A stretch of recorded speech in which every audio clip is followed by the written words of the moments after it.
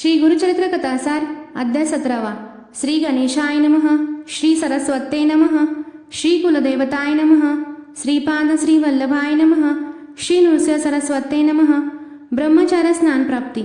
सिद्ध म्हणाला, नामधारका, कृष्णा नदीच्या पश्चिम तीरावर वसलेल्या भिल्लवडी गावाजवळ भुवनेश्वरी देवीचे देऊळ आहे। ते एक प्राचीन सिद्धस्थान आहे। तेथे असलेल्या औदुंबरापाशी श्रीगुरूंनी वास्तव्य केले। बहुत काळ ते गुप्तरूपानेच वावरले। ते सामान्य तपस्याप्रमाणे स्नान संध्या करीत, जप तप व्रत करीत, गावात हिंडून ते भिक्षा मागीत। चातुर्मासाचे सर्व दिवस त्यांनी अनुष्ठानातच घालविले। ते एकूण नामधारक म्हणाला, महाराज, श्री गुरु नृसिंह सरस्वती हे तर परमात्म स्वरूप प्राप्त पूर्ण सिद्ध होते, तरीही त्यांनी अनुष्ठाने केली, भिक्षा मागितली। असे त्यांनी का केले? सिद्ध म्हणाला, ज्ञानप्राप्ती झाली तरी तपश्चर्या सोडू नये। भांडे रोज घासले म्हणजे ते जसे नित्य स्वच्छ दिसते, तसे नित्य साधनेने ज्ञान उजळत राहते। समाजात मान्यवर जसे आचरण करतात त्याचे सामान्य लोक अनुसरण करीत असतात, हे तू लक्षात घेत। भिक्षेविषयी सांगायचे तर ती एक पवित्र वृत्ती आहे। संन्याशांनी परिग्रह न करणे, भिक्षेवरच उदरनिर्वाह करणे आणि सर्व काळ साधनामग्न राहणे हाच त्या आश्रमाचा धर्म आहे। त्यांनी उदरनिर्वाहाच्या चिंतेत व्यग्न राहू नये, साधनेसाठीच पूर्ण वेळ द्यावा। यासाठी त्यांना भिक्षा घालणे हे समाजाचे कर्तव्य आहे। दत्तात्रेय व शंकर हे भिक्षा मागतात, त्याचे हेच कारण आहे। त्यांच्यासाठी भिक्षा हे निमित्त आहे। भिक्षेसाठी हिंडताना निजकृपेने भक्तांचा दीनार्ताचा उद्धार करायचा हाच मुख्य उद्देश असतो। कस्तुरी लपविण्याचा कितीही प्रयत्न केला तरी तिचा सुगंध दुर्वळतोच। त्याप्रमाणे श्रीगुरु भिल्लवडीमध्ये गुप्त रूपात राहत असले तरी त्यांची सत्कीर्ती व्हायची, ती झालीच। त्यांचे महात्म्य लोकांत कसे प्रगट झाले ते एक। कोल्हापुरात एक वेदशास्त्र संपन्न ऋग्वेदी ब्राह्मण राहत होता। त्याला विद्वजनांमध्ये फार मान होता। त्याचा मुलगा बुद्धिहीन व मूर्ख होता। त्याचे माता पिता तो लहान असतानाच वारले। त्याच्या आप्तांनी त्याचे पालनपोषण केले। कुळाचाराला अनुसरून 7व्या वर्षी त्याची गूंज गेली। शिकण्यासाठी अध्यापकांकडे पाठविले, पण विद्याभ्यास काही येईना। त्याला गायत्री मंत्रही नीट म्हणता येत नसे। तेथे वेद पठण कसे करणार? त्याला स्नान संध्या येत नसे। शिकवलेले काहीही लक्षात राहत नसे। ब्राह्मणाला विद्या यायलाच हवी, त्याशिवाय उदरनिर्वाह कसा होणार? लोक त्याला अडाणी म्हणून हिणवू लागले। ते म्हणायचे, जळो तुझी जिने, तू पित्याच्या कीर्तीला बट्टा लावलास। त्या ज्ञानी माणसाच्या पोटी तुझ्यासारखा दगड कसा जन्मला, देव जाणे। विद्येने मान सन्मान आणि सुख समृद्धी प्राप्त होते, पण तुला त्याचे काय?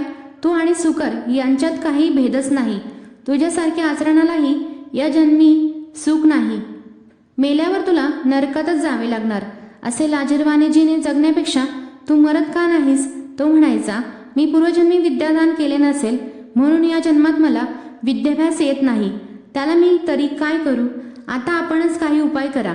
त्यावर लोक हसून म्हणायचे, तुला पुढच्या जन्मीच विद्या येईल, या जन्मी तू भिक्षेवरच पोट भर। अशा प्रकारे सातत्याने अवहेलना होऊ लागल्याने तो ब्राह्मण कुमार अतिशय दुःखी झाला। विद्या येत नाही याची खंत करीत ग्राम सोडून निघाला। त्याच्या मनात एकसारखे आत्महत्येचे विचार येत होते। रात्रीच्या सुमारास तो भिल्लवडीस आला। तेथे भुवनेश्वरीच्या दर्शन घेतले। त्याने अन्नोदक टाकले आणि तिच्या समोर धरणे धरून बसला। तो जगदंबेला आक्रोश करून सातत्याने विनंती करीत होता, आई, सर्वांनी माझी हिटाळणी केली, पण तू तरी माझी उपेक्षा करू नकोस। मला मार्ग दाखव, माझ्यावर कृपा कर। 3 दिवस लोटले। शेवटी अगदीच निरुपाय झाला तेव्हा तो देवीला म्हणाला, माते, तू मला स्वप्नात येऊन मार्गदर्शन करशील असे वाटत होते, पण तूही पाठ फिरवलीस। आता मी काय करू? कोठे जाऊ? थांब, मी तुला माझी जीभच अर्पण करतो। तरीही कृपा केली नाहीस तर हे शिरस तुझ्या चरणी वाहीन। त्याने खरोखरच आपली जीभ कापली आणि देवमूर्तीच्या चरणी वाहिली। तो त्याचा निर्धार पाहून देवीला करुणा आली। त्या रात्री त्याच्या स्वप्नात जाऊन ती म्हणाली, बाळा ब्रह्मचार्या, तू माझ्यावर रागवू नकोस। कृष्णेच्या पश्चिम तीरावर औदुंबराखाली एक महातपस्वी अवतारी पुरुष वास्तव्यास आहे। तू त्यांना शरण जा, तेच तुझी इच्छा पुरवतील। त्या दृष्टांताने ब्राह्मण कुमाराला जाग आली। देवीला वंदन करून तो कृष्ण नदीच्या दिशेने धावला। प्रवाहात झेप घेऊन पलीकडे गेला। तेथे औदुंबराखाली श्री गुरु नृसिंह सरस्वती स्वामी महाराज बसले होते।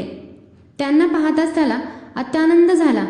त्यांनी त्यांचे पाय धरले. जीभ नसल्यामुळे त्याला बोलता येत नसले तरी अंतर्ज्ञानी श्रीगुरूंनी त्याचा मनोभाव जाणला होता.